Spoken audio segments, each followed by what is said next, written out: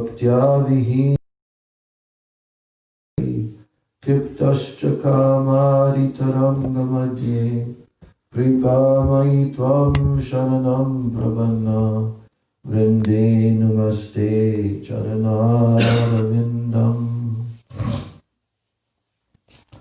Panchatattvatmakam Krishnam Bhaktarupa Sarupakam Bhaktavataram Bhaktakyam Namami Bhakta Shaktikam Shri Krishna Chaitanya Prabhu Nityananda Shri Advaita Gadadhar Shivasadi Gaur Bhakta Vrinda Hare Krishna Krishna Krishna Hare Hare Hare Rama Rama Rama Hare Hare Hare Krishna Krishna Krishna Hare Hare Hare Rama Rama Rama Hare Hare.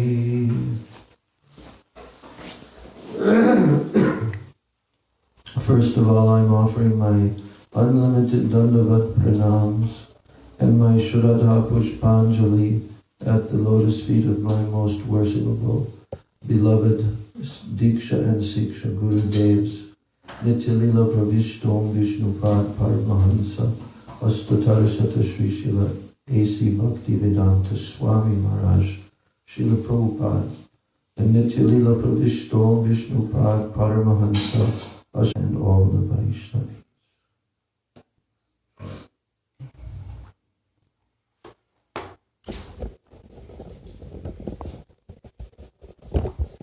So the last class we covered the first verse commentary of our worshipable Acharya commentator Srila Radharaman Das Goswami.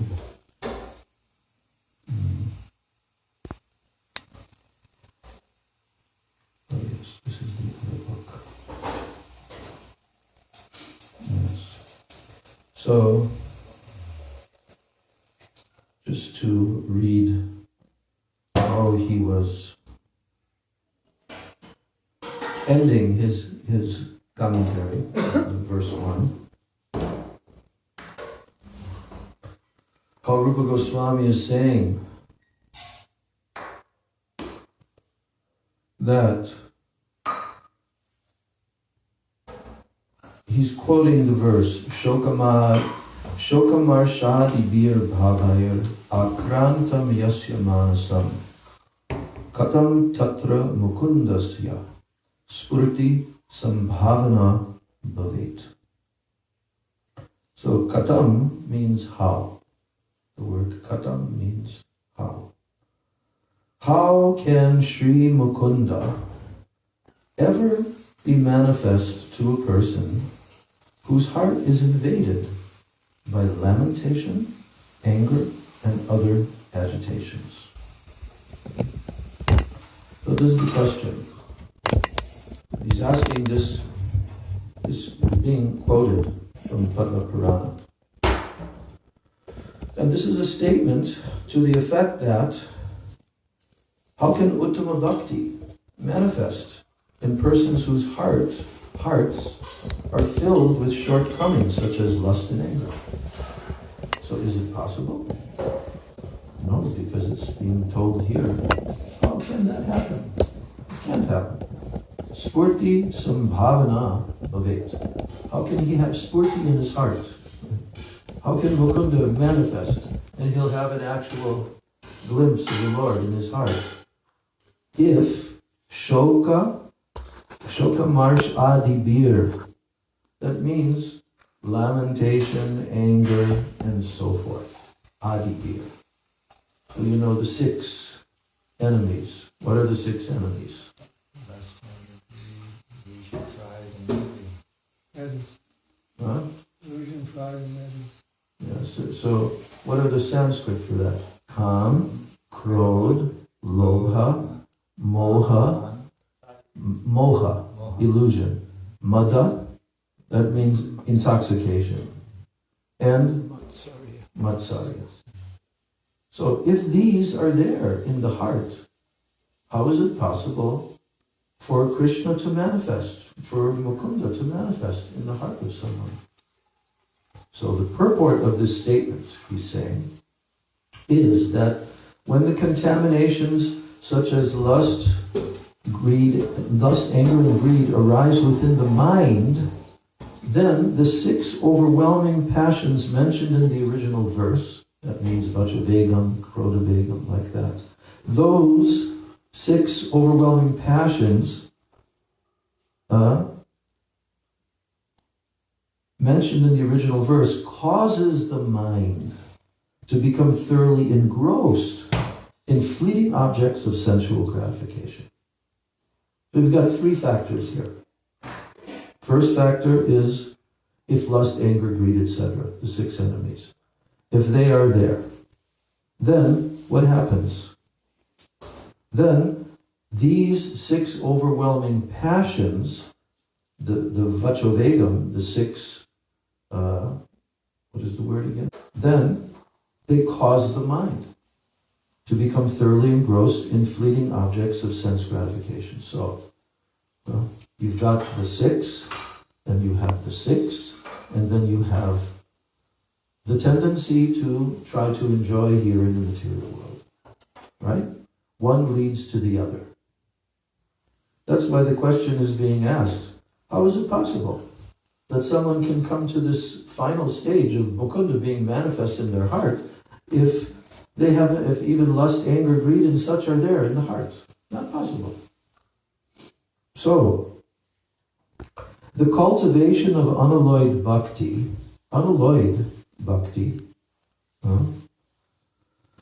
the cultivation of unalloyed bhakti is never possible in such a contaminated heart. Therefore, the instruction is given here to subdue these passions, which impede the development of bhakti. So this is really very clear. If a person is sincerely seeking to enter into Shuddha Bhakti, Uttama Bhakti, but they're not trying to subdue, they're not trying to follow the instructions of the first verse, then it will not happen. The cultivation of unalloyed bhakti is never possible in such a contaminated heart. Disciples, I don't know exactly when this was, but one of his disciples was with Gurudev. Maybe Gurudev was visiting his home, or maybe he was staying there, whatever. But the person was asking Gurudev, "Oh Gurudev, can you speak something nice about Krishna's Leelas and this and that?"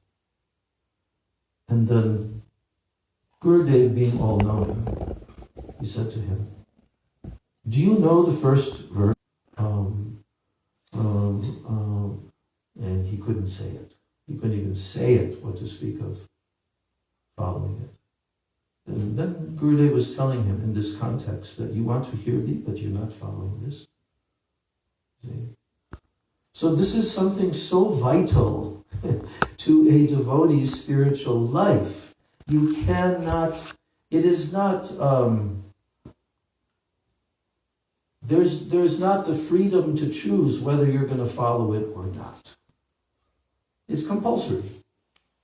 If you want to actually enter into Shuddha Bhakti. That's the whole point here. Do you really want to? And we can see by practical experience that those persons who have some ulterior motives in their application of sadhana bhakti, they will not be coming up to the standard of following that first verse. Because they want to live within the realm of sense gratification, which was already clearly pointed out. And their hearts will definitely be contaminated with kam, krodh, lobh, moha, etc.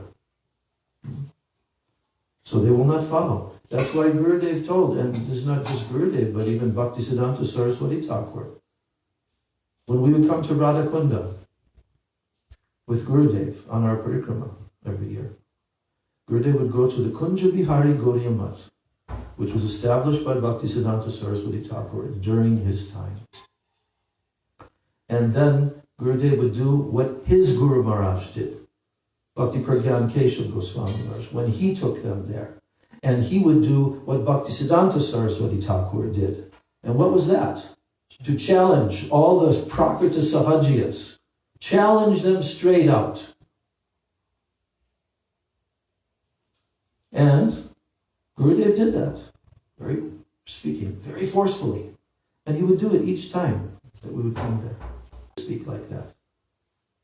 Because this place, Radhakunda, is not to be invaded by Prakrita Sahajiyas. It is not their place. Actually, they're not really even there. Because Bhaktisiddhanta Saraswati Thakur said that when it says to bathe in Radhakunda, you think that just means you put on your gamsha and go in and come out? Is that bathing? What is bathing in Radhakunda? What is it actually? To have a mood of devotion, prayer. More than that. Much more. It's in your spiritual body. We're reading it in Bhaktisiddhanta Saraswati Thakur's purport. The last purport in this book. It means aprakrita. Aprakrita means not material. It means transcendental. It's called aprakrita snan in your aprakrita deha. That's bathing in Radhakunda. So, Srila Bhaktisiddhanta Saraswati Thakur, just to teach them, he would not bathe. And he would not lead the other devotees in bathing. And he would just take some and put on his head, like this. Our Gurudev pointed this out. But Gurudev's mission was to bring everyone to Braj. So he allowed. You know, it's like, for example, here's another point. I wanted to bring this up, but I forgot the other day. The Holy Festival. The Holy Festival. The throwing of colors and so forth. So, Gurudev never did this on the parikrama. He did not organize that we'll bring along these powdered chemical dyes and we'll throw them and we'll dance and we'll do all this. Never. Gurudev did not do that. Then they started to do it and Gurudev was not happy. This is Prakriti Sahajiyism. This is imitation. You think you can imitate the Gopis and Srimati Radhika and Krishna and the cowherd boys in their festival, in their moods, that just by throwing some colors and dancing with your hips shaking, oh, this is real Braj style, this is real Braj Ras. This is nothing, this is sex desire. That's what it is. And Gurudev at his mat in Govardhan, every year almost, Gurudev had to announce that anybody who has come here during this festival, and we are getting reports that the boys and the girls, they are across the road, sitting there, drinking their sodas and mingling and all kinds of things going on, and much worse that I don't even want to mention in this class. And Gurudev said, you go far away from here. I don't want you here. You see? So there has to be a very clear black and white line between what is real bhakti and what is not. And when you have a Rasik, Maha, Bhagavad, Vaishnava, who is giving so many deep moods from his heart, but yet you have Prakriti Sahajiyas who blend in and mix in, and even there were others in Vrindavan coming, some younger crowd who came not from Gurudev's Sangha intentionally to seduce the young ladies in Gurudev's camp. So this is all bogus. And real Real Mahabhagavad Vaishnava Acharyas, they will never allow this. So, this is the point being made here at the end of the last the last paragraph. He's saying, therefore the instruction is given here to subdue these passions which impede the development of bhakti. The sadhak who can tolerate these passions, he can instruct the entire world. The conclusion is that a sadhak who has conquered his senses and who has purified the jivas of the world by his resolute and pure uttam bhakti. Everyone may become the disciple of such a great personality. So then he quoted the verse from Srimad Bhagavatam, 11th canto. Va gadgada dravate yasya chittam rudatya bhikshnam hasati kvachitcha vilajja udgayati nrityate cha madbhakti yukto bhuvanam punati. My dear Uddhava, Krishna is telling, my devotee whose voice becomes choked up with praying, whose heart softens and begins to flow with spiritual emotion, who cannot cease from crying even for an instant, who sometimes bursts into laughter, sometimes begins to sing very loudly, abandoning all shyness, and sometimes dances, that devotee purifies not only himself, but the entire world. So Srila Radharaman Das Goswami, he is quoting this beautiful verse so that we can see that that type of devotee who is absorbed in ecstatic bhav, he can purify the whole world. Then he says, it is essential to note here that by subduing the 6 passions described already, what is obtained is merely the qualification to do what? To enter into the doorway. Yes, to enter the realm of bhakti. These are not direct limbs of devotional practice, sadhana bhakti, but rather the doorway through which one may enter the realm of bhakti. Because bhakti is the self-manifest function of the Lord's internal potency, Swarup Shakti. That's what bhakti is. The self-manifest function of the Lord's internal potency, Swarup Shakti.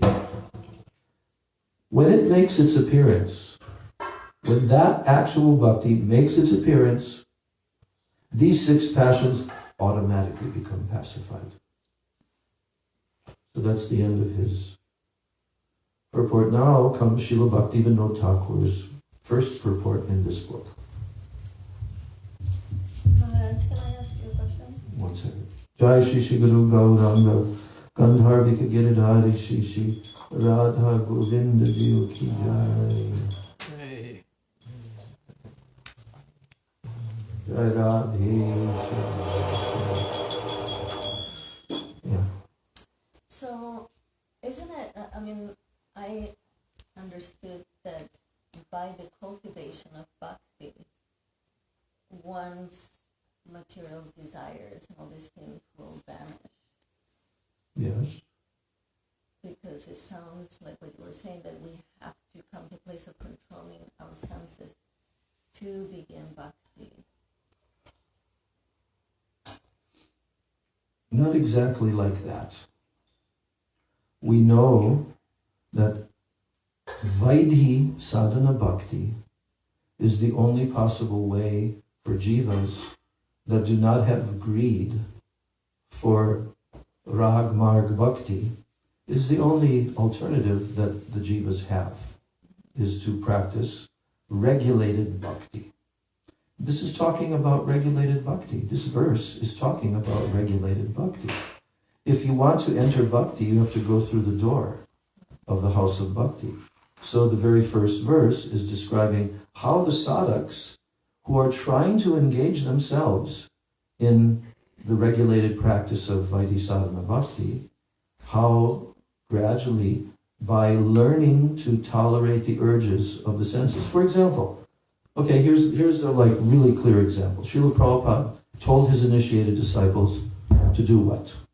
When he gave them initiation, what did he tell them to do? No eating, no sex, no gambling, Mm-hmm. no Yeah. And what? Optional. Optional, something like that. Yeah. It's not optional. There is no possibility of someone being successful in practicing even Vaidhi sadhana bhakti if they don't make the effort to control those 6 urges. Is it not? Can we not clearly see that? Those 4 regulated principles require controlling these 6 urges. It requires. But we understand that we're not just trying to stop. We're engaging in positive devotional activities. I mean, I'll give the example that Kishore Mohan Prabhu's father, our dear godbrother, Sri Matiladish Prabhu, he used to tell me this almost every time I would see him. Because when we come together, we remember our early years, isn't it? Right? So much goes on like that. Like other old people, they're always remembering their earlier years, but we develop our life in many ways, right? So he would always tell me, quite frankly, he says, yeah, I was so much agitated when I came. He was young also. I think he joined when he was 16. Huh? 17, like that, yeah. And he had such a hard time controlling sex desire, right? And he actually wrote to Srila Prabhupada. And there were others also who had written to Prabhupada. I remember Hayagriva wrote to Prabhupada. So what was Prabhupada's suggestion to them? I know what it was to Hayagriva. I don't know. Some control must be. Well, okay, tell what it was to Hayagriva, and then I'll tell what it was to... He wrote Hayagriva, he says, yes, you can get married, but once a month, conjugal activity, not 50 minutes. And so Hayagriva said, well, that's so difficult, I should just but that wasn't, the whole thing. But that wasn't the only thing he told to him. There was a letter Prabhupada suggested to hear about Krishna's pastimes with the Gopis. Exactly. That's what he told to him.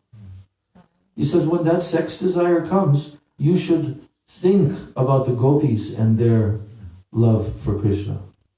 So in Matiladisha's case, he was told, you should read Ras Leela chapter. Now that would almost appear to be an instruction that was almost like a Prakriti Sahajya or something, No, but this was with the objective of following the instruction of the spiritual master to control these urges and so forth. So he said, every night before he would go to bed, he would read the Ras Leela chapter of Radha and Krishna, and that practically saved him during that time period. Of course, he got married and so forth, but,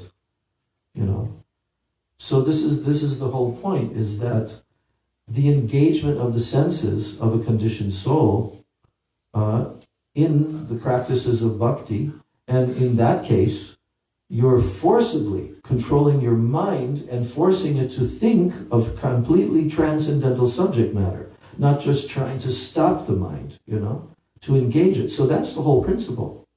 That's the whole principle. But, we're studying this Upadesha Amrita, and we're trying to understand, because we see that there actually, it's sad to see, but there's a whole sections of devotees that just, first of all, they don't even know the verse. They practically ever read the Upadesha Amrita, and they've been around for years and years, or they're not really trying to practice very, very strictly chanting of japa or anything, you know? And we see that they're completely absorbed in breaking the regulated principles and falling down in sinful activities, right? I'm not the only one that notices that this is going on, you know? So the thing is that they should engage, they first of all should come in sadhu sangha. They should try to hear from especially senior advanced Vaishnavas. And they should study the Shastras and then they should start practicing in their lives. This is a very simple thing. But if somebody doesn't want to do it, what can you do? If somebody doesn't want, you can lead a horse to water, but you can't make him drink, right? So there has to be desire in someone to actually, yes, I need to have bhakti in my life. I need to, come close to Krishna. I'm not getting there by doing what I'm doing now. I'm getting quite far away. Is it not true? Huh, Tulsi? Is that not true? If somebody is not following the regulative principles and chanting, just like that most basic of all instructions, they'll find themselves very far away from actual Krishna consciousness. But if they're associating with persons who are doing the same thing, then they're just completely sunk in the, what do we used to say, the muck of sense gratification in this world. And it's not possible to come out. So now we're hearing from our acharyas how to do it. Bhaktivedanta Thakur's commentary.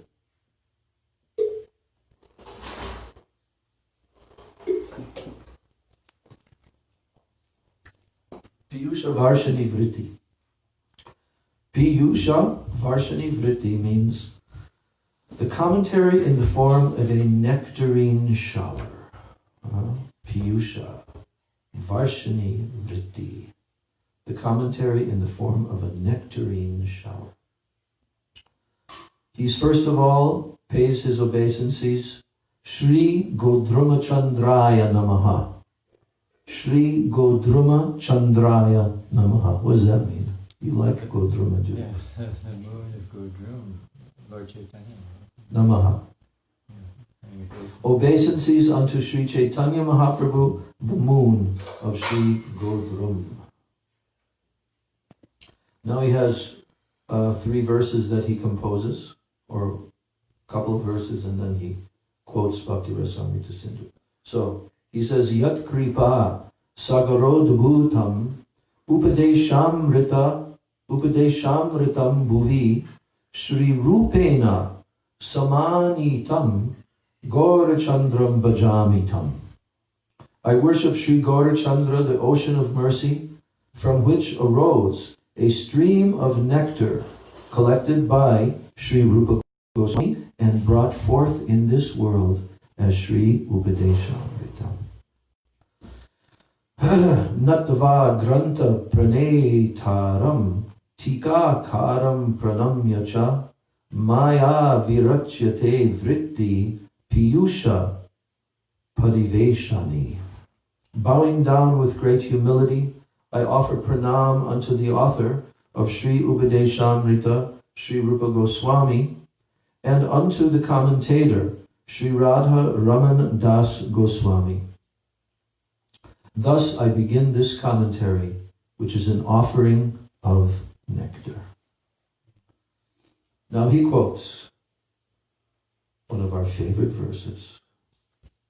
Anya bilashita sunyam jnana karma dhyanavritam anukulyena krishnanu shilanam bhaktir uttama. This is Bhakti Rasamrita Sindhu, Part 1, Chapter 1, Verse 11. This is the first verse composed by Rupa Goswami after he has offered his Mangala Charana of the book. Here's the translation of this verse. The cultivation of activities that are meant exclusively for the pleasure of Sri Krishna, or in other words, the uninterrupted flow of service to Sri Krishna, performed through all endeavors of the body, mind, and speech, and through the expression of various spiritual sentiments covered by knowledge aimed at impersonal liberation, jnana, or by reward-seeking activities, karma, and which is devoid of all desires other than the aspiration to bring happiness to Sri Krishna, is called Uttama Bhakti, pure devotional service. Did anyone want to say anything? The other day, we were testing everybody, right?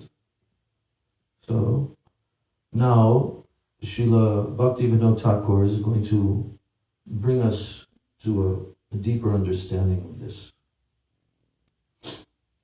So he's saying, adopting all those things mentioned in the above verse. Which above verse? Vachovegam and Anya Bilashita Shunya. Okay. Adopting all those things mentioned in the above verse as favorable and renouncing all that is unfavorable, one adopts the cultivation of activities meant exclusively for the pleasure of Sri Krishna. It is this cultivation, or Bhagavad Anushilana, this cultivation, which is the primary objective of persons intent on bhajan. This cultivation, Bhagavad Anushilanam, is the primary objective of persons intent on bhajan. The acceptance of that which is favorable and the rejection of that which is unfavorable are not direct limbs, angas, of Shuddha Bhakti. Rather, they are aspects of that faith which is characterized by surrender, sharanagati. Aspects of the faith which is characterized by surrender, sharanagati, which in turn bestows qualification for bhakti. So, again, it is this cultivation, or Bhagavad Anushilanam. In other words, adopting those things that are favorable, renouncing that which is unfavorable. So then, by doing that, one adopts the cultivation of activities meant exclusively for the pleasure of Sri Krishna.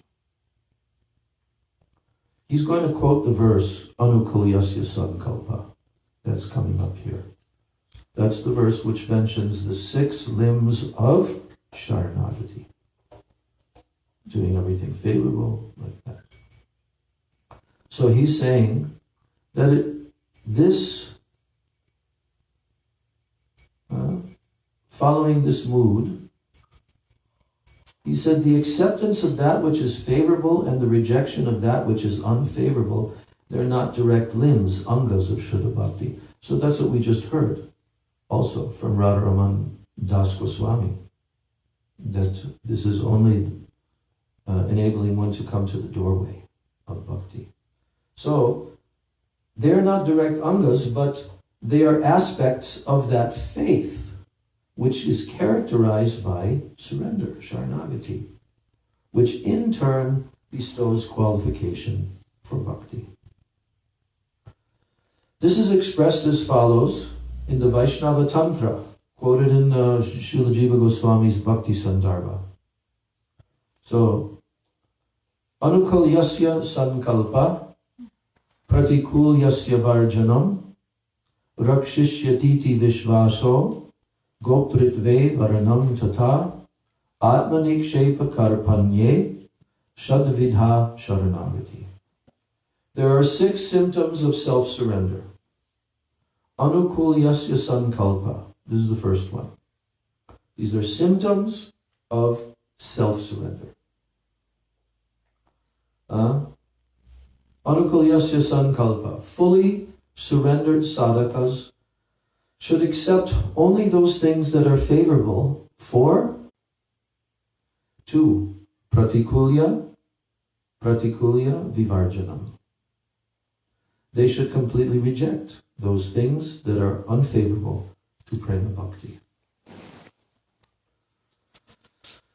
Rakshishyatiti vishvasa. They have firm faith that Sri Krishna is their only protector.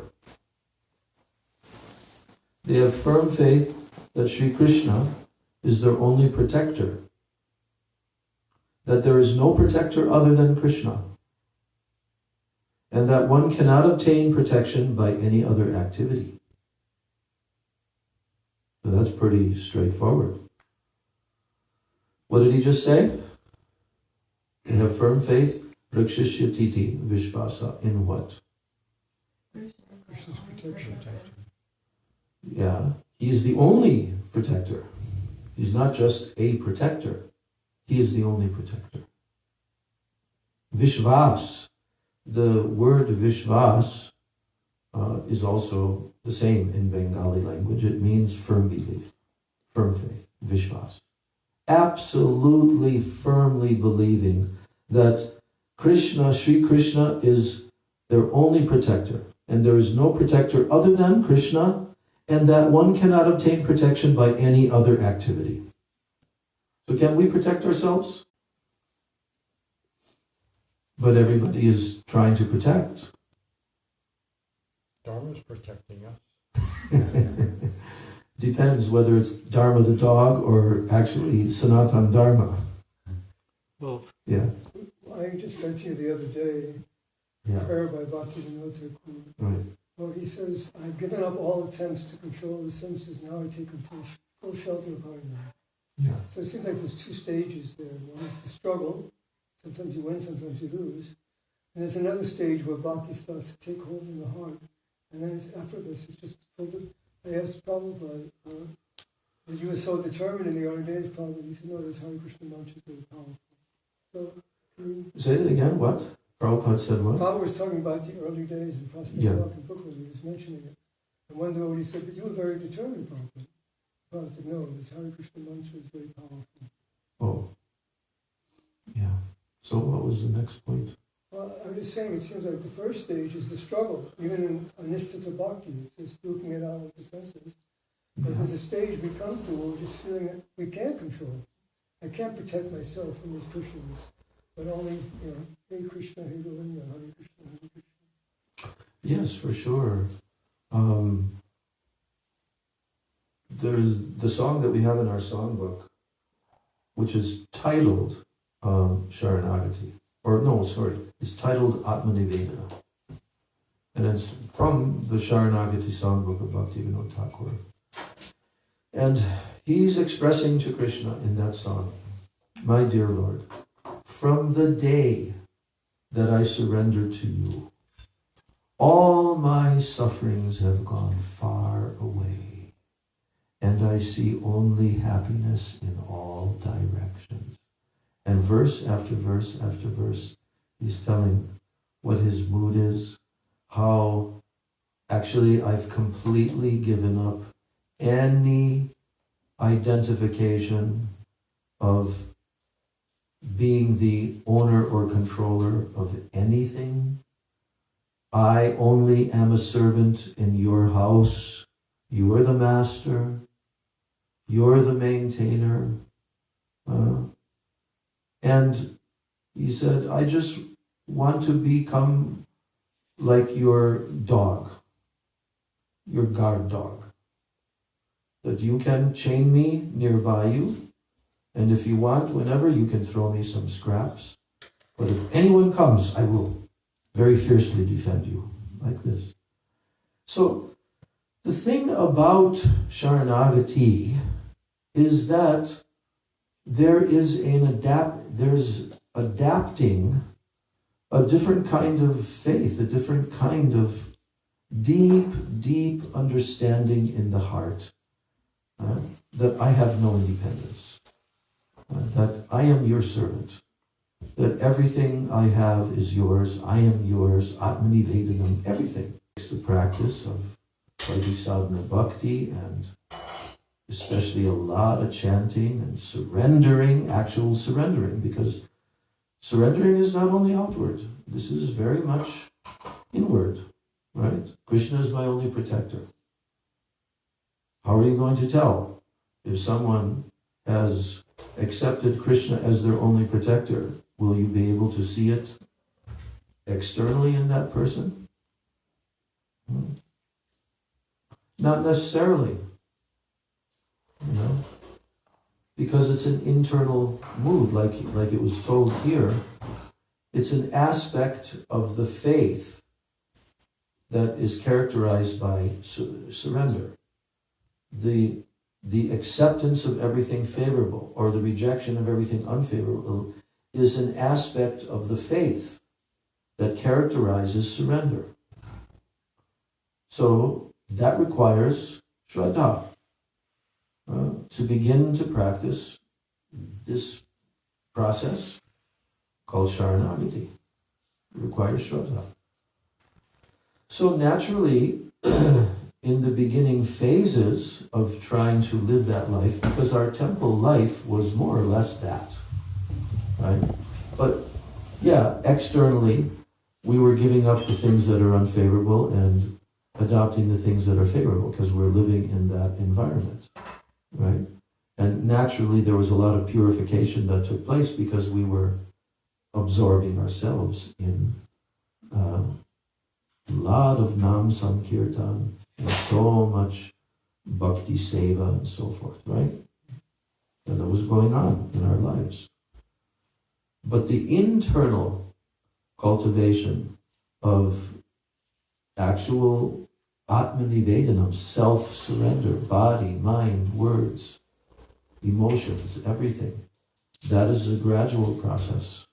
And as the heart becomes more purified, and the mercy of Krishna comes more, then that manifests in the devotee's life.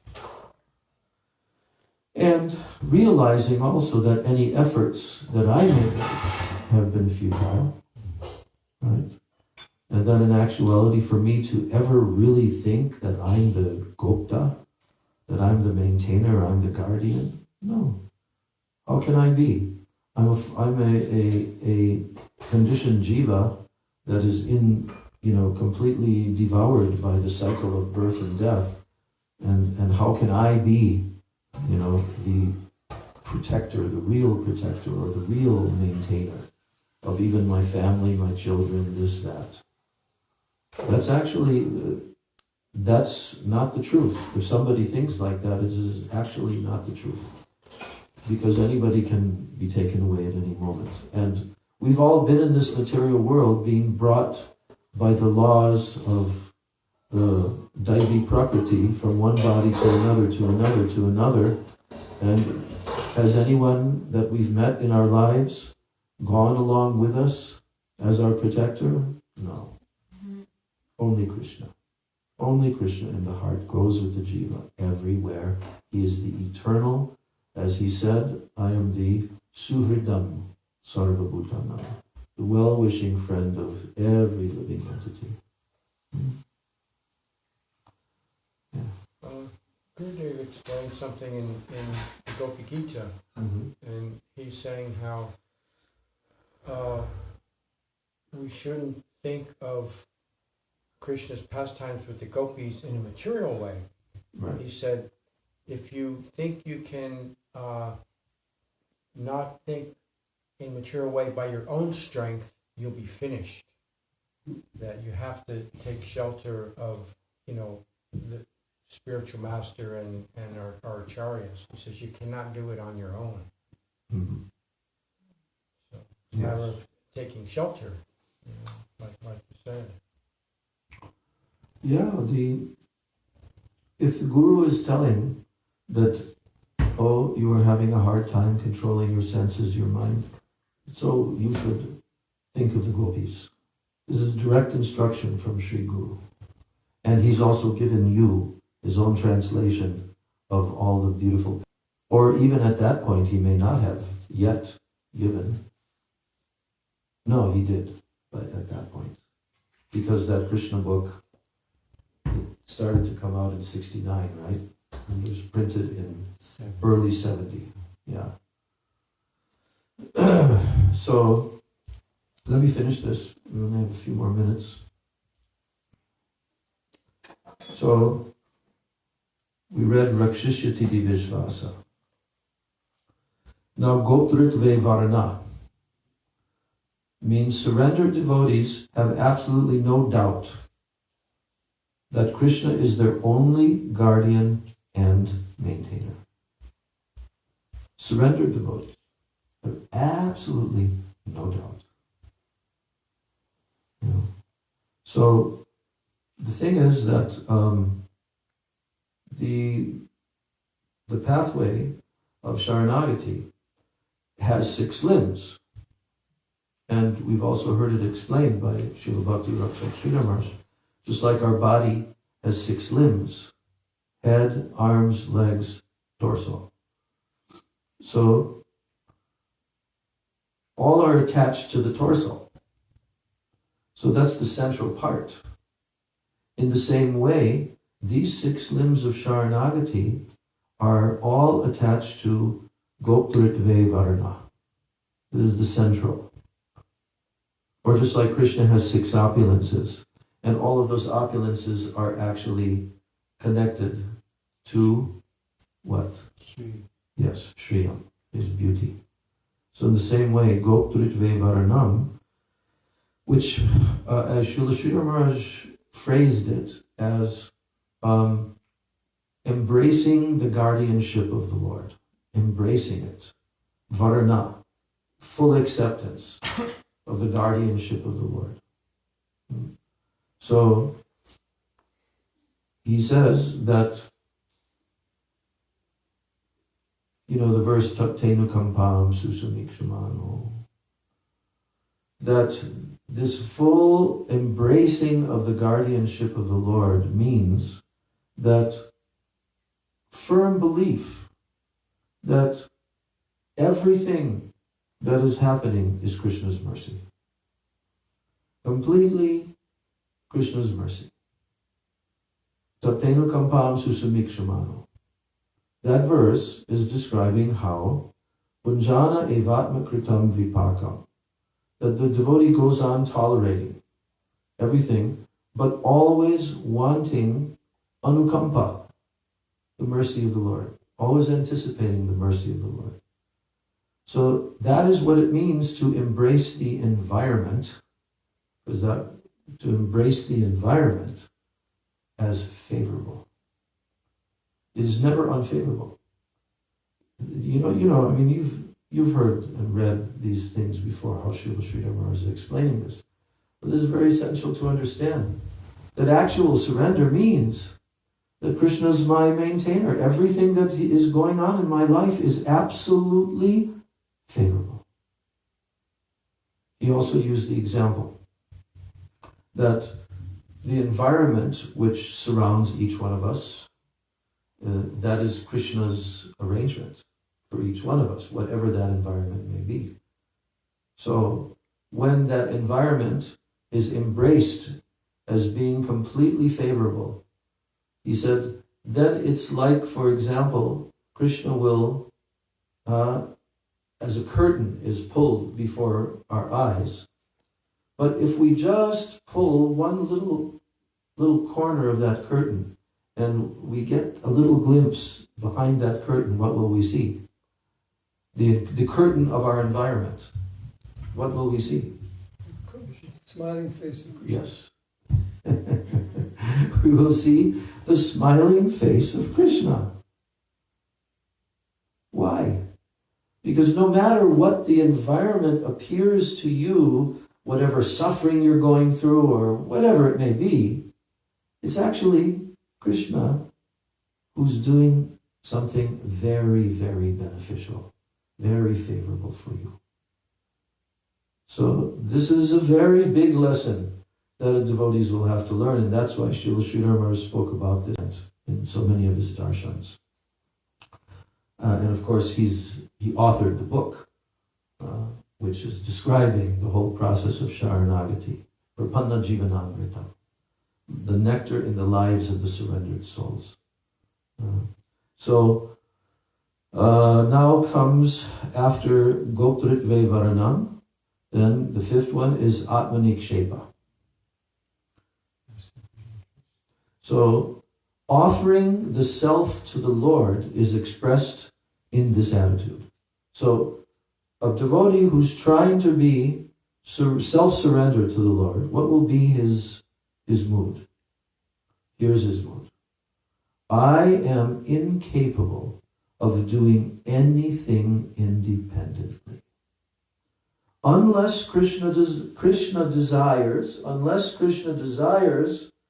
no one can do anything. Devotees who have no other resort, Atmanikshepa, they have this kind of faith. I am completely incapable of doing anything independently of the Lord. And without the Lord's sanction, no one can do anything. Devotees who have no other resort, those who are Atmanikshepa, they have this kind of faith. And finally, Karpanya, and simple faith. Unalloyed devotees are possessed of this very firm and simple faith that I am very fallen and insignificant. To possess all these attitudes is called Sharanagati. So in this verse, the instruction is given to abandon that which is unfavorable. One who is able to tolerate the overwhelming passions of speech, mind, anger, tongue, belly, and genitals can instruct the entire world. And then Srila Bhaktivinoda Thakur quotes again the same verse that was quoted by Radharaman Das Goswami about how can Sri Mukunda ever be manifest to a person whose heart is invaded by lamentation, anger, and other agitations. Yes. So we'll continue with the purport of Srila Bhaktivinoda Thakur tomorrow. Gaura Premanandi. Jai Shri Upadeshamritam ki jai, Shri Rupa Goswami Pada ki jai, Shri Bhaktivinoda Thakur ki jai, Shri Rupanuga Guru Varga ki jai, Jai Shri Nitai Gauranga ki jai, Nitai Gaur Premanandi.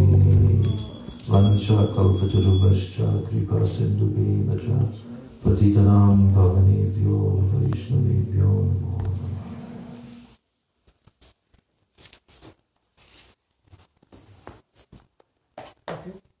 New lighting.